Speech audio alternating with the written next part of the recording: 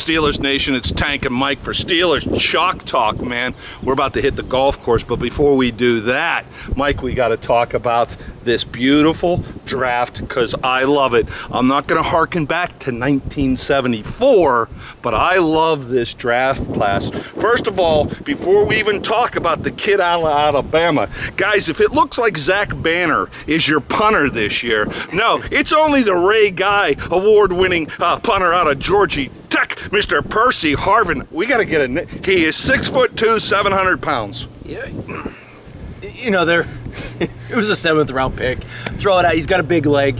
There were some other guys that were punters that were available in the draft. He's the Ray Guy winner, though. Yeah, It's the best punter in the country. Yeah, you know, I think there were some other better prospects, but again, you know, he's got a big leg, so. How come we're always talking about punters? Let's just not make sure he doesn't outkick his coverage. Yeah, right. No, he also actually runs down and makes tackles. Ray Guy award winner. That's not something you want to be proud of. My punter makes the tackles. No. Yeah, well, there is that in the NFL. But look, I thought I'd start out with Percy Harvin because if you weren't keeping up with the draft, he is a mountain of a man. And again, he's the Ray Guy award winner. So it's funny how we're always talking about punters in an odd way. Forget the 7th round pick. Go to the first 2-3 rounds about the offense. You know, the player personnel did their job. The scouting department, they got the running back. They've got a stud running back. They got the best running back in the draft.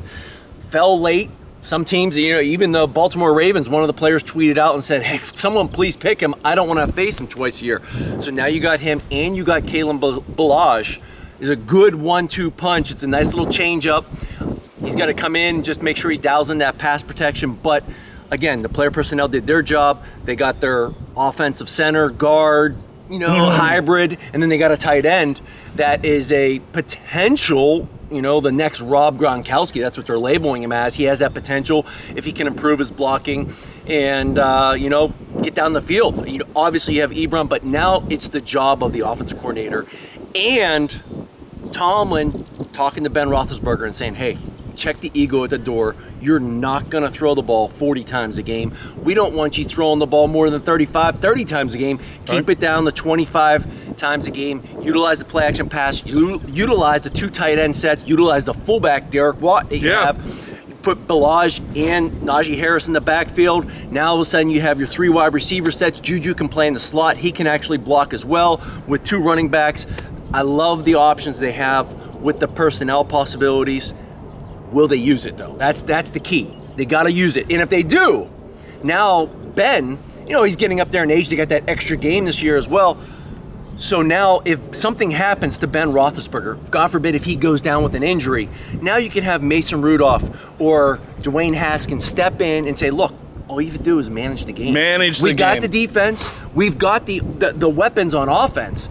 We want a game manager. We don't need Ben going out there throwing the ball 40 times a game, and then if he goes down, you have to change the offense for Mason Rudolph, change the offense for Dwayne Haskins, run the offense, have Ben be a little bit more of a game manager himself, protect him, you know, in the pocket, utilize the play action pass, utilize the run game, and now all the pieces are right there for a championship season.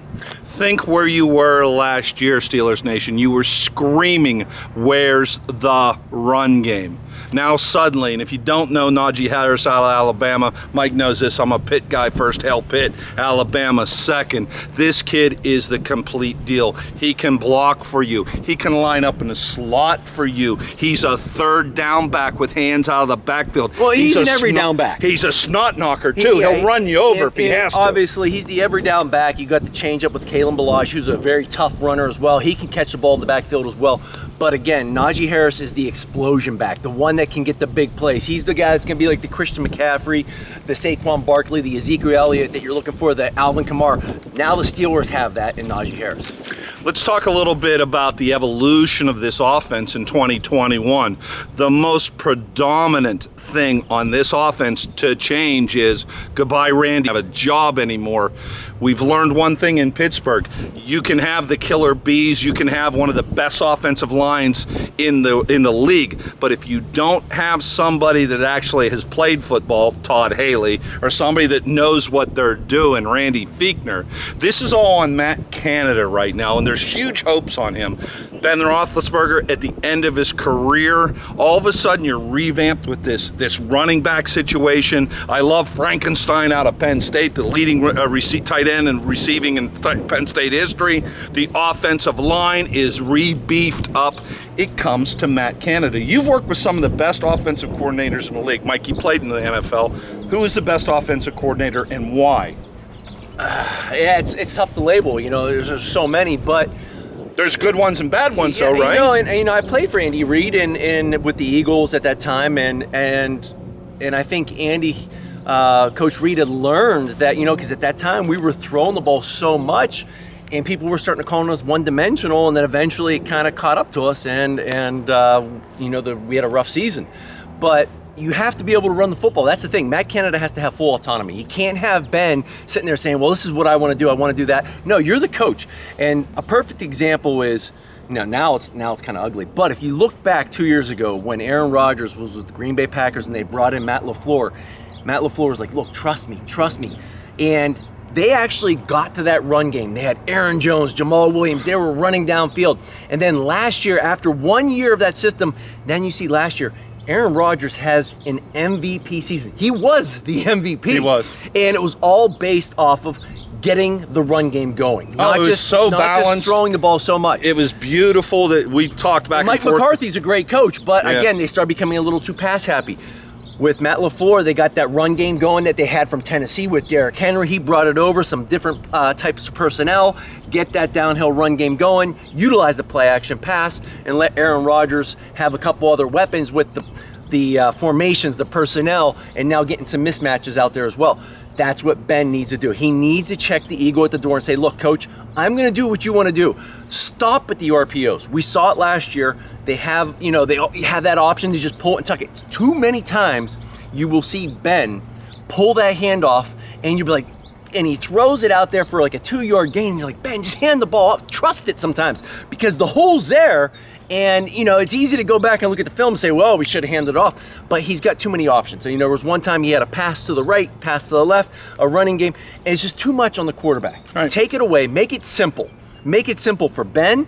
Let him play fast. Play action pass, hand the ball off, utilize that, get the linebackers to suck up, get those mismatches with Juju in the middle on a linebacker or a safety after you start running that football downhill. Maybe 2 running backs, 3 wide receivers, 2 tight ends, 1 running back, 2 wide receivers. Mix and match those personnel. You have options. Get those personnels in there as opposed to going 5 wide receiver on 3rd and 1. Throw Claypool in there. 5 wide receiver on 3rd and 1 does not do it. Go in the shotgun. Ben's not going to run it from the shotgun on 3rd and 1. Everyone knows it. Defenses were pinning the ears back last year. Yep. He has to be able to utilize the personnel that they have and get back to smash mouth football, Steeler football. So as Mike alluded to, Roethlisberger depends on the running game for his win stats. Mike, every team does that, but Ben not Randy Feekner's offense. 106, 20, and 1 when the Steelers run for over 100 yards. When they don't, he's 50 and 54. More losses than he has wins. It's just, you can't do it. You have to run the football in this league. And you look at the 2 teams in the Super Bowl last year, Tampa Bay Buccaneers, they relied on the run, and an older quarterback, he checked the ego at the door. The greatest of all time says, look, I want to run the football. I want to rely on Leonard Ford, I want to win. And Thomas Jones, and I'll let the defense do the thing. Give the defense some break, as opposed to just going 3 and out. And now all of a sudden the defense is back on the field. And you're sitting at home during the playoffs. And you saw what happened as the season went on. As the season went on, the defense got worn down, and they just ran out of gas. Let's talk about the offensive line because it was suspect as well last year. The Steelers, who I've always trusted the scouting department, they keep finding you these gems, even though Nutty AB in the head and the kid from Michigan State and all of a sudden Claypool. I trust the scouting department. They put laser focus on this offensive line. Lots going to go to the line coach this year. Let's see what this guy's made of. But when you talk about an offensive lineman that says, I play with a mean streak, I play with a mean streak. Kendrick Green, 6'4", 315 out of Illinois. I love this guy. Mentality, I play with a mean streak. That's what an offensive line, it's a physical battle in there. You don't want cupcakes in the offensive line. I love it. You go to Dan Moore in the 4th round out of Texas A&M, 6'5", 315. When you were playing, how would you like that in front of you? That kind of meat.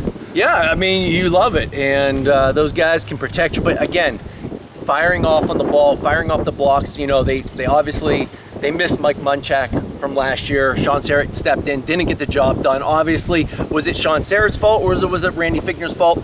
Either way, it was not good enough. And now they have to help the O-lineman with the run game as well. Because as you know, if you're just going to throw the ball every time, that defensive line is pinning their ears back, and they've got one thing to do, and it's just beat you to the spot. And Ben wasn't being able to really move around. Well, now that they have to worry about a run game, that helps the O-line. The defense has to be like, oh, if I fire off the ball, they can trap me, they can get inside. Yep. And so now there's different, again. Hold on, time out. That's a beautiful word I haven't heard for a while. The trap, man. That's Pittsburgh football, the old trap. Well, you get Derek Watt coming back and kicking out that backside, and you get Najee Harris. You get that inside zone with the cross, that whole line going to the right. Yep. Press and field, and then you get Derek Watt coming back, kicking out that end. Now opens up that cutback lane for Najee Harris. There's so many options. Did you remember the old fake trap? The right guard goes flying out of there, and traditionally that linebacker will follow that guard, man, and you hit that hole with Derek Watt and a Najee Harris, man. There are so many options. Old Frankenstein, that's what I'm calling the kid out of Penn State. I don't want to call him Baby Gronk because I want this kid out of Penn State to have his own legacy. He comes in and mixes up that offense, gets that run game going. He is going to look like a hero, and he will probably have a head coaching job interview at least next year if they can be productive, if he can get creative with the offense, because the personnel is there. And that's what I go back to saying. This is on Matt Canada's head. Pause. Let's get into this linebacker, then we'll be out of the draft talk. All right. Buddy Johnson and Loudermilk. All right. They turn Mike, they turned their attention to the defense too. I love this linebacker they got, Buddy Johnson out of Texas A&M, old school, 6'2", 240. He's a snot knocker. You know how Tomlin's always talking about he likes these hybrid guys that can run? This kid likes to hit people. They lost Bud Dupree, and they're going to replace him with Bud Johnson. And he's got the name of a Steeler, and he kind of looks like one of those guys. He, like you said, he's got a lot of speed. He flies around, and he loves to hit. Guy out of Wisconsin, what else would you call him but have milk in his name, Loudermilk? And you can get him moving around as well with, obviously you got Vince Williams coming back probably for his last year. You've got Devin Bush back. So he has some time to maybe groom in and get into that role as well. Yeah, absolutely. But you need that extra depth at inside linebacker. Love Mickey Spillane. Love that. I knew that was coming. Yeah. Back. We should be good for the tea time, right? Yeah. Okay. All right. Well, we're good to go anytime. We could finish we got 15 minutes, but we can still probably tee off anytime and film out there. Okay. I like that. We'll do the schedule out there. All right. What was I going to say? Mickey Spillane. Depth. Letting him build behind Vince Williams. Okay, so we saw what happened when Devin Bush went down last year. We got scared real quick. Fortunately, Mickey Spillane stepped in, another snot knocker. Not a big guy, but I like linejackers who like to hit people. I like linebackers like that. This is Pittsburgh, and now they have that depth. Obviously he's a little undersized, and if something happens, he's gonna have to step into that role again. But now you have Bud Johnson as well. Loudermilk out of Wisconsin. You'd figure a guy out of Wisconsin would have the name Milk in his name somewhere. A mountain of a kid, 6'7" and over 300 pounds. Add some depth to that defensive line. I have no idea what caliber of player he is, but you got to think a little bit. Even though Cam Hayward had another great season, he's getting up there in age. Tyson Alualu is back again. Stefan Tuitt, you've heard my opinion about that. Everybody, I'll take a time out here because I said last year Stefan Tuitt needs to have a great season. I like Tuitt, he's a good guy, but he's never really produced. And a lot of you out there who watch our show said, well, Tank, you're crazy. Tuitt had 14 sacks last year and had a banner year. That's because he was playing over marshmallows. It was a weak schedule. And he had TJ Watt and Bud Dupree. Bud got hurt, and then you have Tyson Alalu and Cam Yeah, Hayward. so don't tell me Tuitt had a great year. You know, they got to focus on that. So now, but Hightower's going to have to step up. Otherwise, TJ Watt's going to get the double team. And they also got the kid out of Miami who actually transferred from Temple. He's going to be another extra outside linebacker, speed rusher that they'll have coming off at the edge. So they have two young guys that they can actually, three young defensive players, 2 linebackers, 1 D end that they can groom behind these veteran Steelers and allow them to have the opportunity to learn and then also adjust to the speed of the game. 2021 draft class. I love these guys. Time will tell us who's the superstar, or maybe none of them will be. But the problem is they get the toughest schedule in the league going into 2021.